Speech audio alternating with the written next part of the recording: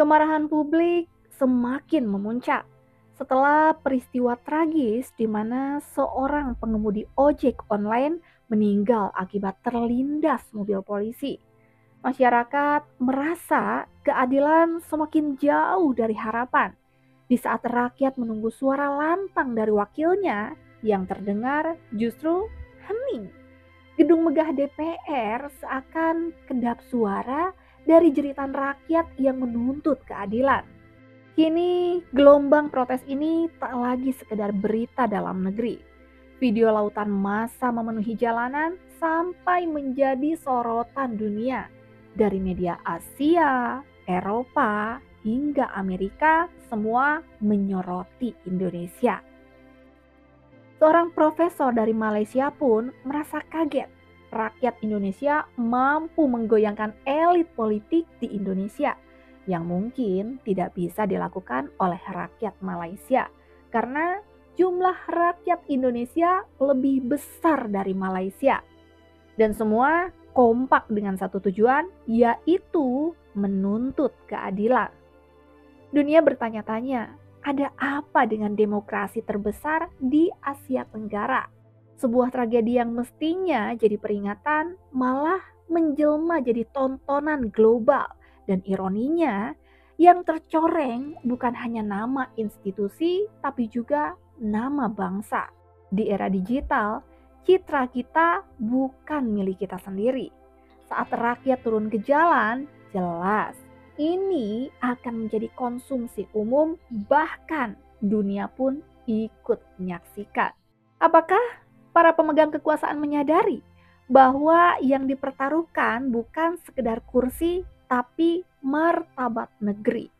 Di antara riuh protes dan bising jalanan, kita tak boleh lupa, ada satu nyawa yang hilang. Seorang pengemudi ojek online yang setiap hari berjuang demi keluarga, kini pergi untuk selamanya. Kita mengingatnya bukan sekedar sebagai korban, tapi sebagai simbol betapa mahal harga keadilan di negeri ini. Pada Khamis malam, apabila penunjuk perasaan yang membantah gaji serta allowance ahli parlimen bertembung dengan pihak polis. Video yang dimuat naik di media sosial menunjukkan polis melepaskan gas pembenih mata ke arah penunjuk perasaan yang membalas dengan mercun sementara beberapa kenderaan polis dilihat terbakar. Media tempatan mengesahkan lokasi kejadian berdasarkan susunan atur jalan, papan tanda perniagaan serta reka bentuk bangunan yang sepadan dengan imej satelit selain turut mengesahkan tarikh kejadian melalui metadata fail asal. Protes besar-besaran juga berlaku pada Isnin lalu apabila ratusan penunjuk perasaan cuba merempah masuk ke bangunan Parlimen Indonesia. Polis melepaskan gas pembenih mata dan menggunakan meriam air untuk menyuraikan orang ramai menurut saksi. Laporan media tempatan bulan ini mendedahkan ahli Parlimen Indonesia menerima gaji lebih 100 juta rupiah atau $6,150 Amerika sebulan, termasuk allowance perumahan yang tinggi. Pensyarah Undang-Undang Antarabangsa Universiti Kebangsaan Malaysia UKM, Profesor Madya Dr. Salawati Mat Basir berkata, meskipun protes banyak tertumpu di Pulau Jawa, ia sudah menggoyahkan kerajaan Prabowo. Satu petanda buruk untuk kerajaan Prabowo. Dan dia kena pastikan apakah tindakan yang sepatutnya dilakukan untuk meredakan kemarahan ini. Ini kerana jumlah rakyat Indonesia bukan seperti di Malaysia. Mereka lebih daripada 300 juta orang. Dan macam saya kata, kalau sekadar di Pulau Jawa pun mereka sudah kelihatannya goyang untuk menangani kemarahan ini. Kalau merebak ke pulau-pulau lain, maka saya rasa akan berpotensi lah untuk Prabowo melihat semula bagaimana keadaan kerajaan beliau. Dalam mental orang tertolol sedunia. Catat nih, orang yang cuma mental bilang bubarin DPR itu adalah orang tolol sedunia. Situasi terkini dari dalam rumah Ahmad Saroni. Semuanya sudah habis, hancur, diamuk sama massa. Patung Iron Man sudah berhasil dibawa.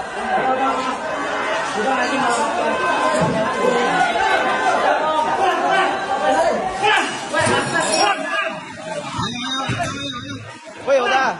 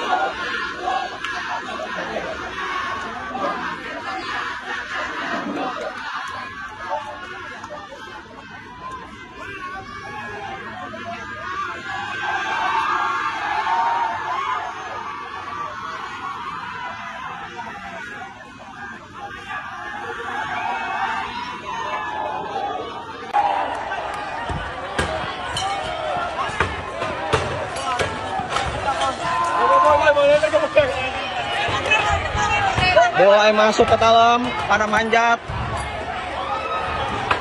Berbahaya, mulai masuk ke dalam, manjat.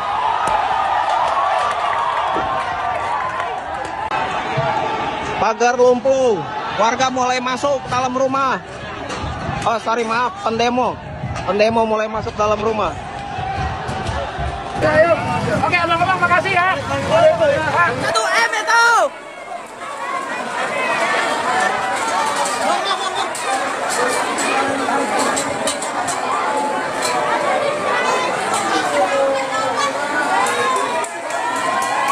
Wih, berangkas guys.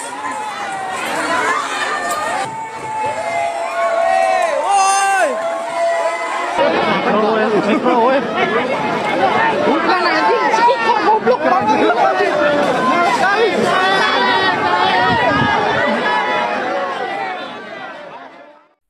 Dan dalam diam, kita berharap semoga keluarganya diberi kekuatan. Semoga yang gugur husnul khotimah dan mendapatkan tempat terbaik di sisi Allah Subhanahu wa Ta'ala.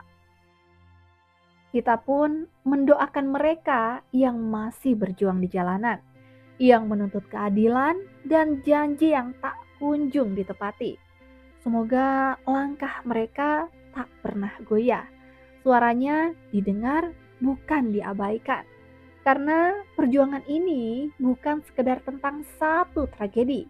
Ini tentang harga diri rakyat, agar bangsa ini belajar bahwa sebuah nyawa lebih berharga dari 1000 alasan. Sampai di sini, with Elga temani waktu Anda. Terima kasih dan sampai jumpa lagi di video berikutnya.